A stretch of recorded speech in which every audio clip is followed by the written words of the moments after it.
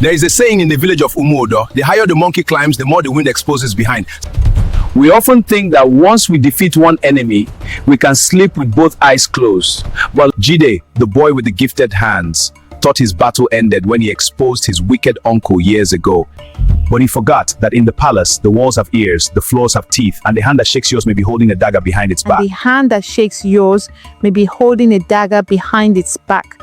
This is the story of the innocent lamb who walked blindly into a den of starving lions. 7 rainy seasons had passed since Jide exposed the wickedness of his uncle Kenny and became the royal carver of Umuoda.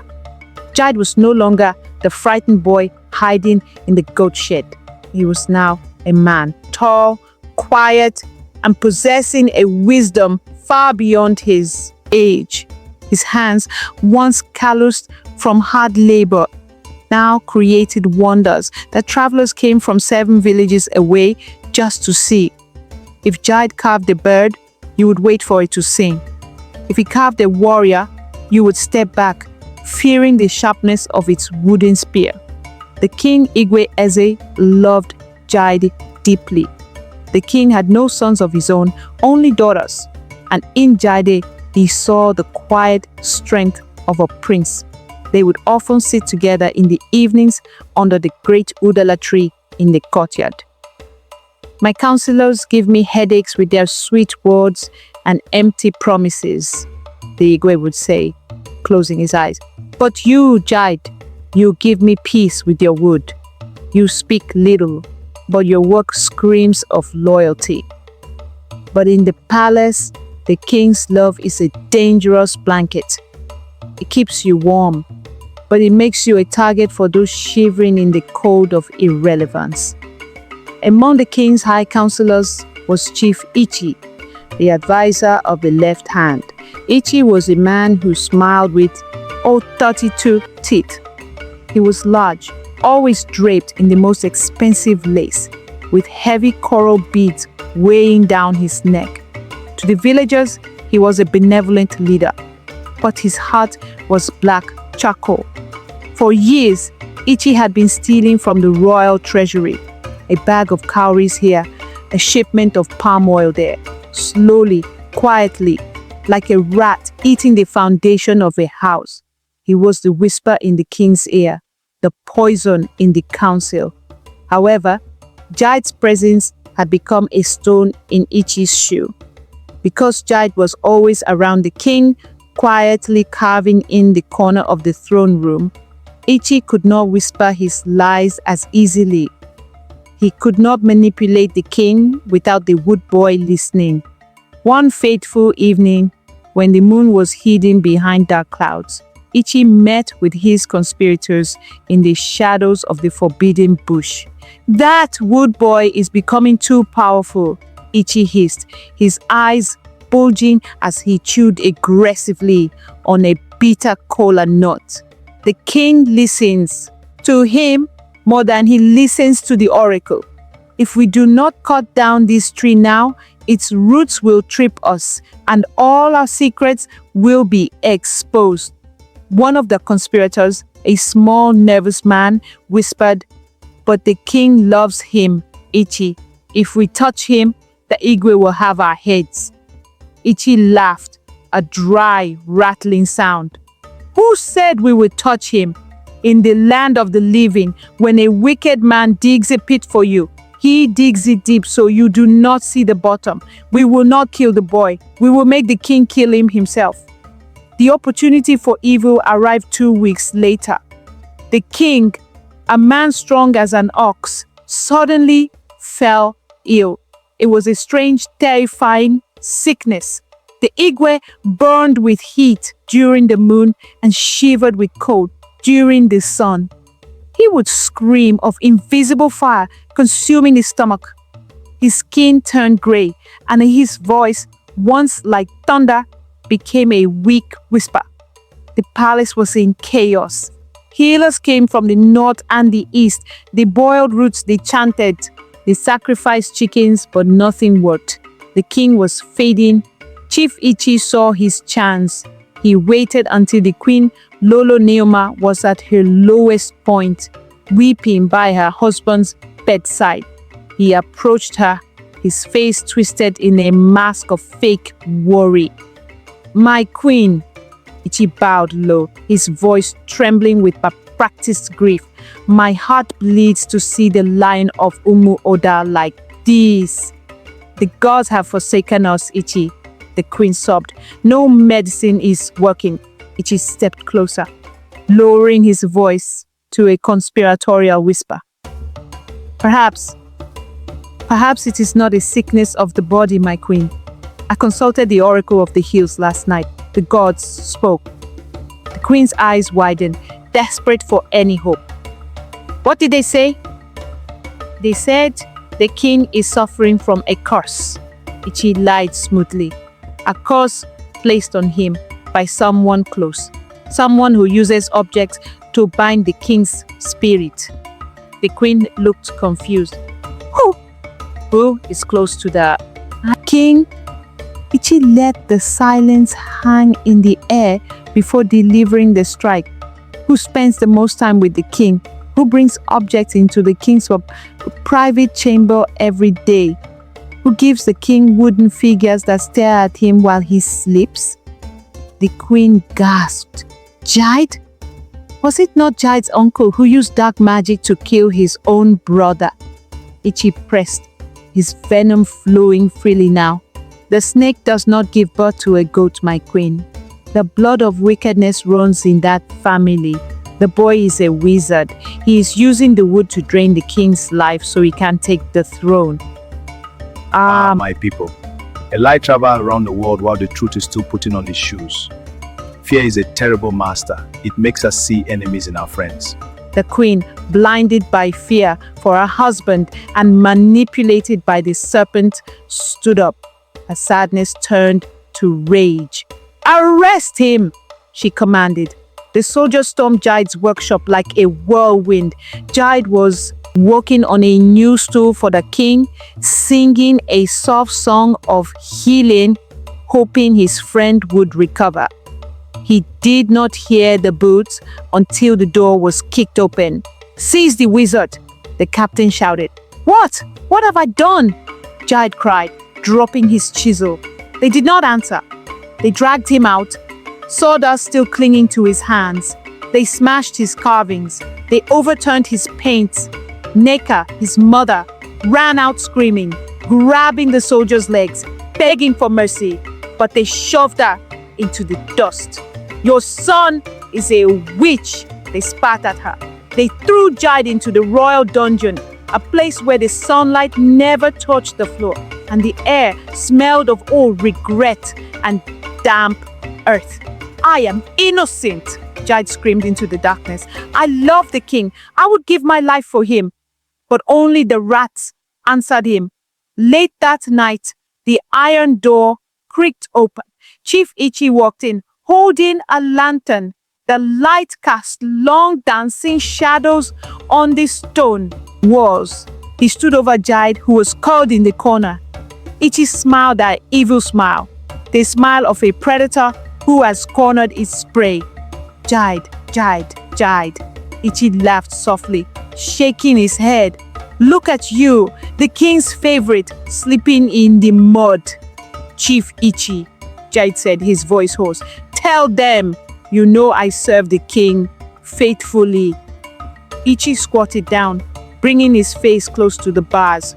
"Of course I know. That is why you're here. You're too good, boy. You block my way." "You are poisoning the king's mind," Jide whispered. "I am saving the kingdom from a nobody who thinks he can sit with elders." Ichie spat. "Listen to me carefully. Tomorrow you will confess. You will tell the village that you used witchcraft on the king. If you do this, I will exile you, but I will spare your mother. If you refuse, both of you will burn." Jide looked at the wicked chief. Fear gripped his heart, but then he remembered the lesson of the Iroko staff from his childhood. He remembered his father. Jide looked Ichie in the eye and spoke calmly. The truth is like a calabash submerged in water, Chief. You can push it down with all your strength, but the moment you release your hand, it will float. Ichie stood up, his face hardening. Then you will float in your own blood. We shall see who the gods favor. The next day, the sun rose hot and angry over Umu Oda. The village drums beat a slow, mournful rhythm. The entire village gathered at the palace square. In the center, the king lay on a stretcher, pale and weak, barely breathing. The queen sat beside him, weeping. Chief Ichie stood tall in the center of the square, wearing red robes of judgment. Beside him was a massive pile of Jide's beautiful carvings. Stools, staffs, bowls, and statues, soaked in palm oil. Guards dragged Jide out. He was chained, bruised, and dirty. The crowd murmured. Some cursed him, others looked away in shame, unable to believe that such a gentle soul could be evil. People of Umu Oda, Ichie shouted, his voice booming. Behold the source of our king's calamity. This boy, whom we trusted, is a wizard. He has enchanted this wooden idol to suck the life from our Igwe. The crowd gasped. To save the king, Ichie declared, raising a burning torch. We must destroy the vessels of the curse. We must burn the wood, and then we shall burn the witch.